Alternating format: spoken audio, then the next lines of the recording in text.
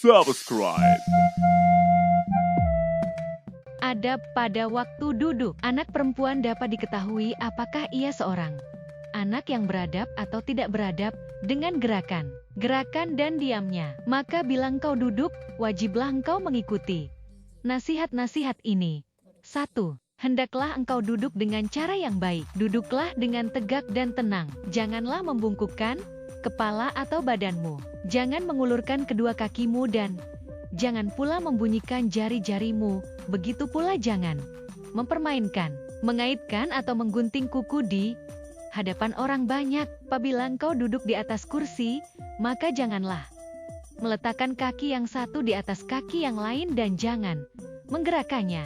Apabila engkau ingin memanggil seseorang, maka janganlah menunjuk kepadanya dengan jari atau kepalamu, tapi panggillah dia dengan suaramu yang halus agar tidak mengganggu orang yang hadir. Janganlah engkau bergurau dengan cara yang tidak pantas atau tertawa tanpa alasan, atau juga banyak bergurau dan tertawa. Dalam tafsir disebutkan bahwa ketika sebagian sahabat radhiyallahu anhum banyak bergurau, turunlah firman Allah Ta'ala, belumlah datang waktunya bagi orang yang beriman untuk tunduk hati mereka mengingat Allah dan kepada kebenaran yang telah turun kepada mereka, dan janganlah mereka seperti orang-orang yang sebelumnya telah diturunkan Alkitab kepadanya, kemudian berlalulah masa yang panjang atas mereka, lalu hati mereka menjadi keras, dan kebanyakan di antara mereka adalah orang-orang yang fasik.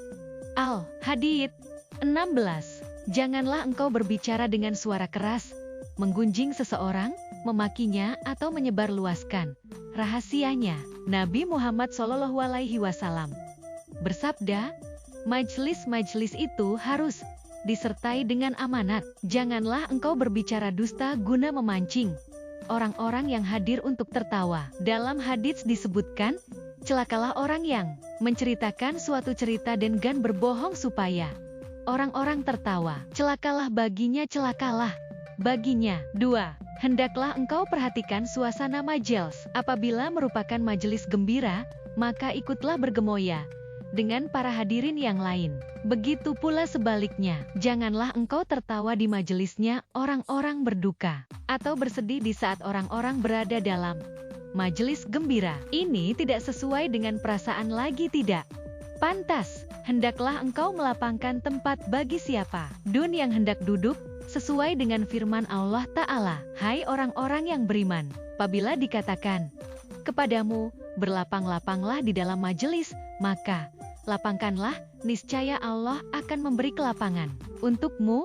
Al-Mujadilah 11. Hendaklah engkau perlakukan teman-teman dudukmu secara baik. Engkau tersenyum kepadanya, mendengarkan perkataannya, dan tidak mengganggunya. Engkau hormati setiap orang yang hadir di majelis, terutama ayah ibumu juga gurumu. Apabila datang orang yang lebih tua darimu, maka berdirilah untuk menghormatinya, dahulukanlah ia di majelis, dan mundurlah sedikit darinya. Dalam hadis disebutkan bahwa Nabi SAW memerintahkan kepada orang-orang Ansyar A, berdirilah untuk menyambut pemimpinmu, yakni Sa'ad bin Mu'az A. Datang seorang tua yang sudah lanjut usia hendak menemui Nabi SAW. Agaknya orang-orang sedikit lambat memberi tempat untuknya. Maka Nabi SAW bersabda, tidaklah termasuk golonganku siapa yang tidak menyayangi anak kecil dan tidak menghormati orang tua. Apabila engkau memasuki suatu majelis, maka berilah salam kepada para hadirin dan berjabat tanganlah dengan mereka. Mulailah dengan mereka yang di sebelah kanan. Apabila engkau hendak keluar, maka berilah salam pula. Nabi SAW bersabda, apabila seseorang dari kamu tiba di suatu majelis, maka berilah salam, dan bila akan berdiri, hendaklah pula ia memberi salam. Tidakkah salam yang pertama lebih patut dilakukan daripada yang terakhir? Tidak. Janganlah engkau menyuruh seseorang berdiri dari tempatnya, karena perbuatan itu haram. Disebutkan dalam hadits, janganlah dari kamu menyuruh seseorang berdiri dari majelisnya, kemudian ia duduk di situ, tetapi lapangkanlah tempatmu. Apabila seseorang berdiri dari tempatnya, lalu engkau duduk di tempat itu, kemudian ia ingin kembali ke situ, maka janganlah mencegahnya, karena ia lebih berhak atas tempat duduknya yang pertama. Dalam hadits disebutkan, apabila seseorang dari kamu berdiri dari suatu majelis, kemudian ia kembali ke majelis itu, maka ia lebih berhak atasnya. Janganlah engkau memisahkan duduk antara dua orang, kecuali dengan izin mereka. Dan apabila engkau masuk dalam suatu majelis yang khusus bagi mereka yang ada di tempat itu, maka janganlah mengganggu mereka dengan mendesak mereka, dan bila engkau mendapati tempat yang lapang, maka duduklah di tempat itu. Janganlah engkau duduk di tengah lingkaran. Dalam hadits disebutkan, orang yang duduk di tengah lingkaran itu terkutuk, dilaknat. Hal itu disebabkan bila ia duduk di tengahnya dan membelakangi sebagian dari mereka dengan punggungnya, maka ia pun telah mengganggu mereka sehingga mereka memaki dan melaknatnya. 4. Hendaklah engkau duduk sesuai dengan kemampuan sambil menghadap kiblat. Dalam hadits disebutkan, sebaik-baik majelis adalah yang menghadap kiblat. Hendaklah engkau berusaha dengan sungguh-sungguh untuk menghadiri majelis-majelis kebaikan yang mana engkau akan mendapat faedah dalam urusan-urusan agama dan duniamu. Hindarilah majelis-majelis yang buruk atau majelis tak berguna yang tidak disebut nama Allah di dalamnya. Nabi Shallallahu Alaihi Wasallam bersabda, tidaklah suatu kaum berdiri dari suatu majelis di mana orang-orang tidak menyebut nama Allah, melainkan mereka berdiri seperti meninggalkan bangkai keledai, dan majelis itu akan menimbulkan penyesalan atas mereka di hari kiamat. Hendaklah engkau menjauhi majelis-majelis yang terdapat kemungkaran, seperti halnya permainan judi atau terdapat kamar atau minuman keras di situ. Dalam hadits disebutkan, Nabi Shallallahu Alaihi Wasallam melarang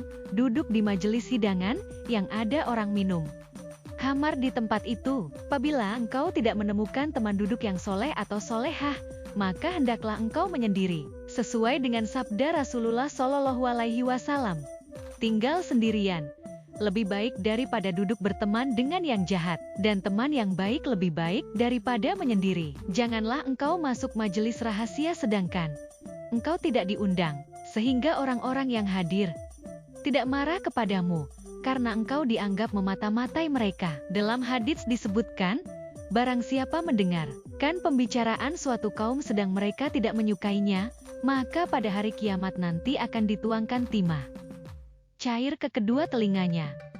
5. Hendaklah engkau duduk di tempat yang terdekat denganmu dan jangan memaksakan duduk di tengah majelis, sebab Nabi Shallallahu Alaihi Wasallam sendiri tidak punya tempat duduk khusus dari para sahabatnya, karena beliau duduk dimanapun ada tempat duduk kosong. Begitu pula yang dilakukan sahabat-sahabat Nabi radhiyallahu anhum ketika mereka hendak duduk. Apabila engkau duduk di masjid, maka berniatlah untuk iktikaf supaya engkau mendapat pahala. Bersikaplah sopan di dalamnya dan jangan bermain atau berteriak atau mengganggu seseorang yang sedang salat. Sibukkan dirimu dengan membaca Al-Quran dan berzikir atau membaca shalawat Nabi Shallallahu Alaihi Wasallam. Janganlah bicara urusan duniawi di dalam masjid, apalagi hal-hal yang diharamkan. Dalam hadits disebutkan, akan terjadi di akhir zaman nanti suatu kaum yang membicarakan urusan mereka di masjid-masjid, sedang Allah tidak butuh kepada mereka. Dalam hadits lain disebutkan, berbicara di dalam masjid dapat menghabiskan pahala amal kebaikan, sebagaimana hewan memakan rumput. Janganlah melangkahi bahu orang-orang yang sudah duduk berbaris, kecuali bila engkau menemukan tempat yang kosong di baris depan. Dalam hadits disebutkan, barang siapa melangkahi bahu orang-orang pada hari Jumat, maka ia telah membuat jembatan menuju jahanam. Para ulama berkata, sesungguhnya pengharaman melangkahi bahu orang-orang adalah bersifat umum untuk semua majelis, karena perbuatan itu mengganggu orang-orang yang duduk dan merendahkan mereka. 6. Jauhilah kebiasaan-kebiasaan buruk pada waktu engkau duduk, maka janganlah memasukkan jarimu ke dalam telinga, ke dalam hidung ataupun ke dalam mulutmu. Jangan mengeluarkan sisa makanan di antara gigi-gigimu dan jangan membuang ingus dengan tanganmu. Tetapi, bersihkanlah dengan sapu tangan yang bersih sambil menutup hidung tanpa mengeraskan suara. Apabila engkau batuk, maka letakkan sapu tanganmu di atas mulutmu supaya air ludahmu tidak bertebaran keluar. Apabila engkau menguap, maka tahanlah sekuat tenagamu dengan meletakkan tangan kirimu pada mulut atau dengan menutup kedua bibirmu. Jika engkau tidak sanggup, maka tutuplah mulutmu dengan punggung telapak tangan kirimu dan jangan menimbulkan suara. Nabi Shallallahu Alaihi Wasallam bersabda, apabila seseorang dari kamu menguap, hendaklah ia letakkan tangan di atas mulutnya, karena syaitan masuk waktu ia menguap. Dalam hadits lain, sesungguhnya Allah menyukai, bersin dan membenci menguap. Maka apabila seseorang dari kamu menguap, hendaklah ia menahannya sedapat mungkin dan jangan mengatakan, hah, karena hal itu termasuk perbuatan syaitan yang mentertawainya. Para ulama berkata, karena bersin menunjukkan ringannya badan dan kegiatan, sedangkan menguap biasanya menunjukkan badan yang berat dan penuhnya perut, sehingga menimbulkan kemalasan.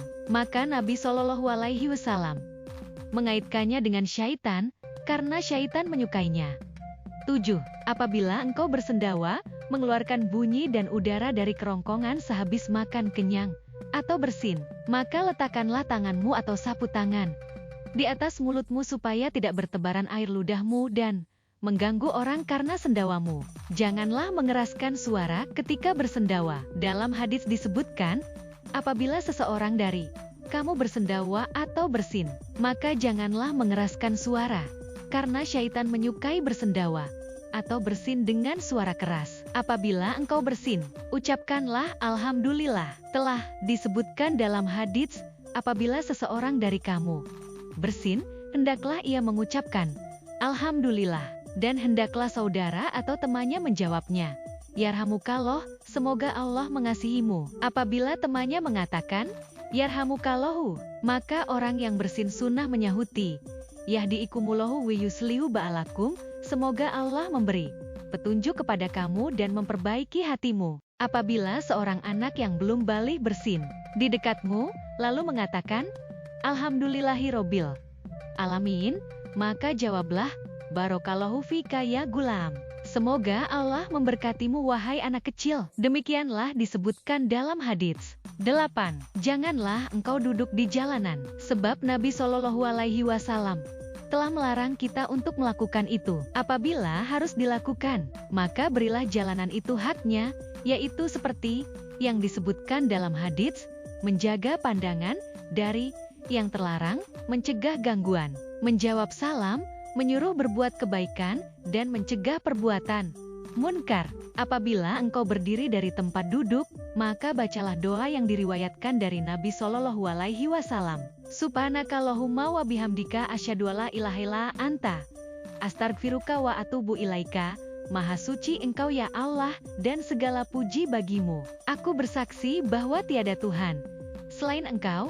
Aku mohon ampun dan bertaubat kepadamu. Barang siapa mengucapkan itu, diampunilah dosanya yang terdapat di majelis itu.